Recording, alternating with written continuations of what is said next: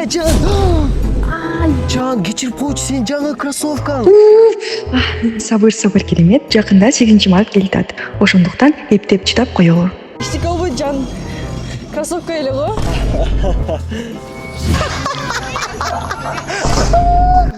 Мен түкүрүп салды. Керемет өзүңдү колго ал. Баары жакшы болот. Бир аз калды. Жан, зарайын айтып коеюн дедим элем. Кече Бушима жаңы постуна лайк басып случайно. Ошо азыр айтып коеюн дедим элем, анан көрүп алып мага тарынба. Бывшийно лайк бастым дейби. Эчтикибиз Жан, баарыбыз эле адамбыз го. Жан кылабыз да. Жан, бул макбук менден сага 8-мартка белек. Магабы?